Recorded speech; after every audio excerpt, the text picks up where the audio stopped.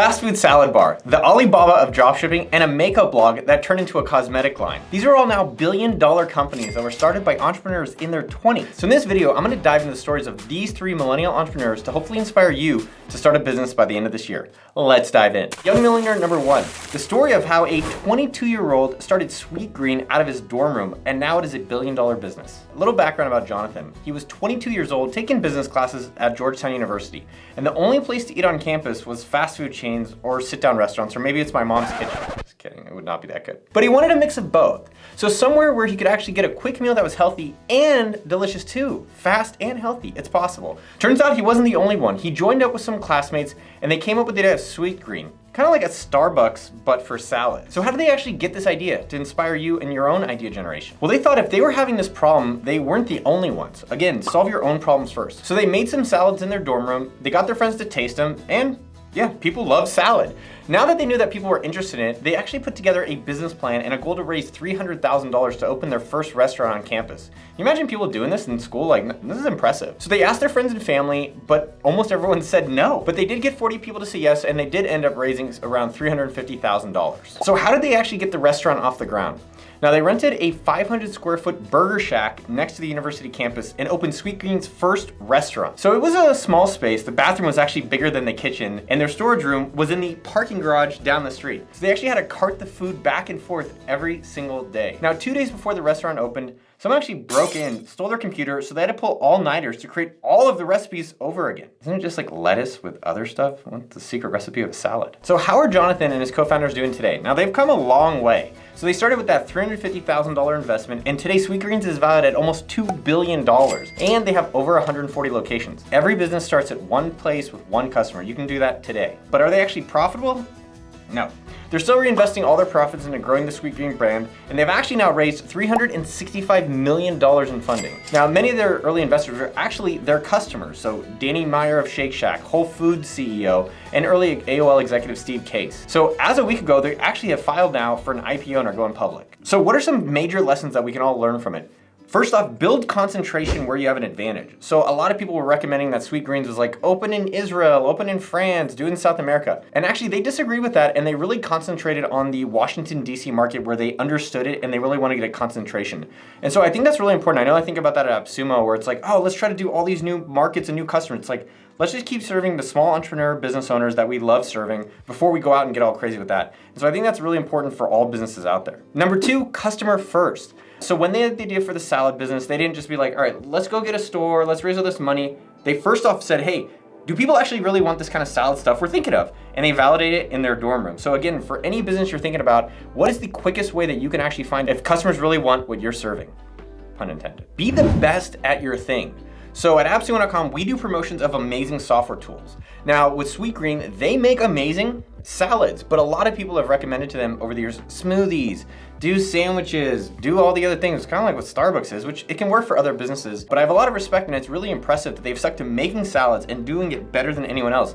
And going public at over $2 billion is a really impressive feat for lettuce. Young millionaire number 2, how someone turned her blog into a billion-dollar beauty brand. And I've actually seen a lot of people at our office talking about this brand, especially from the marketing as well as the product. So a little background about Emily. She actually started working out at Teen Vogue as an intern. Then she moved up to Vogue as a fashion assistant. Now she always loved beauty and fashion, so when she was at Vogue, she actually started a blog writing about it called Into the Gloss. And I love this, just go explore your curiosities. And for her, it was beauty and fashion. For me, it's bald and tacos. Maybe I should start a blog about that. But I love that she was going after that. So how did she actually get the idea for Glossier and turning her blog into a larger business? Now, when she worked in the beauty industry, she felt like the brands were always talking at their customers instead of listening to what they really want. Now, when we hear that crap, isn't that how everyone talks about business? I totally listen to my customers, but maybe there's some disconnect. Now, the way that Emily actually approached solving that is that she shared insider secrets that she was learning on these like really extreme photo shoots from Vogue and these other businesses. But she made sure to appeal to the actual girl next door where I live so that every woman would feel welcome there. Now that got really, really popular, bringing in millions of hits per month, and hundreds of women were messaging back and forth in the comments. Even giant magazines didn't have the kind of engagement that Emily was having. So she knew that there's something more that could come of this. So she actually pitched the idea of adding an e-commerce side of the blog to investors. Really interesting about the story, she got turned down by 11 investors. And then one finally said yes. She got $2 million in investment, and 9 months later, she launched Glossier. Now, she launched with just 4 products: a moisturizer, a face spray, a foundation, and a lip balm. I don't know why I did the list thing. Now, she got the idea for her products by asking her readers what they wanted rather than them telling what they needed. Again, you can use surveys, find out what your customers want, or ideally also be your own customer. Now, she kept it super simple, but people bought into the brand, and she kept adding more products that her target customers, aka millennials, want to see. Simple, clean, and wearable makeup. You kind of wonder, how did these other big ass brands miss out on something that sounds so basic? So what she did is that she focused on making products for millennials. Like, one of her things called Millennial Pink. And they packed the customers in pink bubble wraps their customers share online.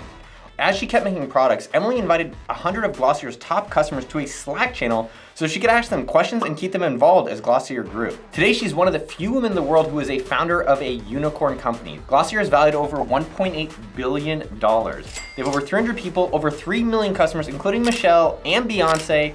And in 2019, yes, a few years ago, they passed a $100 million yearly revenue mark. So you can only imagine where they're at today. And that's with only 36 products. Now, another thing to consider is that their top product, a brow gel, what do women use that for?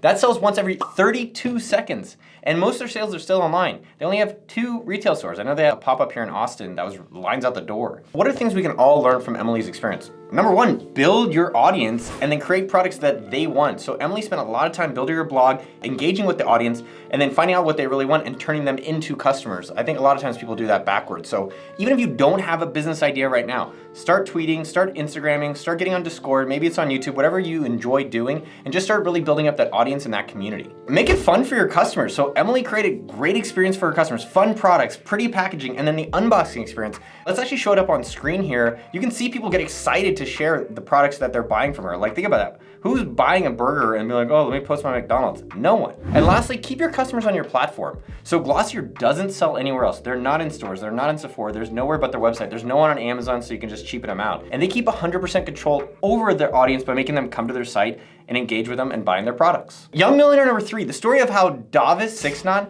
started as an IT, information technology administrator, and became the CEO of $1 billion company. So a little background on Davis. He grew up in Latvia. Can you find that on a map? I bet you can.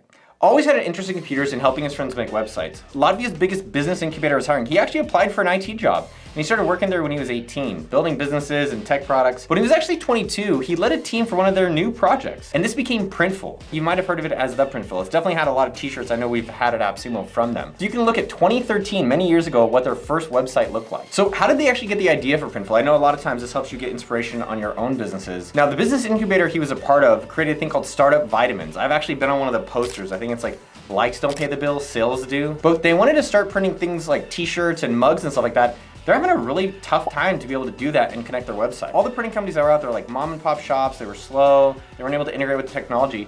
So that Davis and his team actually thought, maybe we can do this ourselves. So they started extremely small. They bought a printer, started printing their own posters for themselves. I love this thing where you solve your own problems first. Now they built an API so they could automatically print orders from their website. And at the time, no one else was doing this. Maybe it sounds obvious to you. I know back in the day we had companies like Zazzle doing it, but I'm not sure it was as up to date as what's happening with the whole Shopify ecosystem. So they made this website integration. So if you were a Shopify store owner, you could just throw it through Printful and automatically your customers can have awesome products shipped to their door. So starting out doing mugs, t-shirts, and posters, Printful last year did $208 million in revenue, and they're valued at over $1 billion.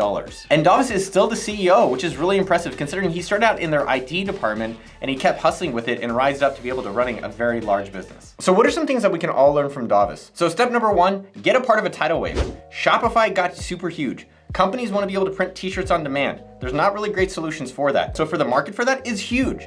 Even AppSumo, I think we've used Printful to make t-shirts for our customers. And so if you can find whatever the industry, maybe it's gonna be Web3, maybe it's gonna be e-commerce, maybe it's gonna be home stuff, and go and be a part of tidal waves, you'll do well regardless. Next up is go be a part of any type of company where you have a chance to rise up. So it's really impressive that Davis could join as an IT administrator and keep working at a company where he has the chance to run a $1 billion business. The same thing at AppSumo or any other company that you're excited out there, go find one where you can just be a part of it, learn a lot, and potentially run a major division. And lastly, just start small. Think about this. Every single one of these businesses started with one reader or one customer. Printful had one printer and they just made their own products by hand. Now they have millions of printing equipment and all these employees doing all this stuff. But again, everything starts with right now and today. So what did we hear about today? We heard about drop shipping, we heard about makeup, and we heard about salads. All 3 of these problems that we talked about today were solving their own problems first. And the second piece of that is that there wasn't other alternatives in the market. And even if there is, don't really worry about that. Now, you might have this idea idea for something. Maybe it's gonna be a microphone, maybe it's gonna be a software solution, maybe it's even gonna be some food. The reality we need to think about is how do you limit your time and say, hey,